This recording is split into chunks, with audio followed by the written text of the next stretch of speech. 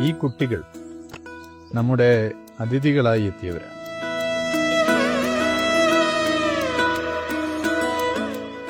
Kerala tourism സംഘടിപ്പിച്ച അന്താരാഷ്ട്ര online ചിത്രരചനാ മത്സരത്തിലെ വിജയികളാണിവർ.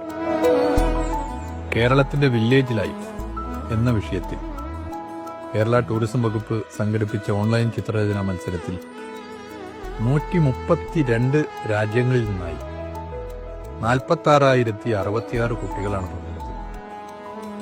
വലിയ പങ്കാളിത്തമാണ്.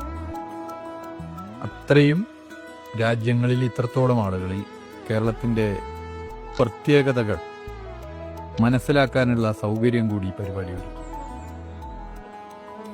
മത്സരത്തിൽ വിജയിച്ച കുട്ടികൾക്കും അവരുടെ പ്രൊമോട്ടർമാർക്കും കേരളം സന്ദർശിക്കുവാനും നമ്മുടെ നാടിനെ അറിയുവാനുമുള്ള അവസരം കൂടി കേരള ടൂറിസം ഒരുക്കിയിട്ടുണ്ട്. നമ്മുടെ അതിഥികളായി എത്തിയ കുട്ടികളോടൊപ്പം അല്പസമയം ചെലവഴിച്ചു.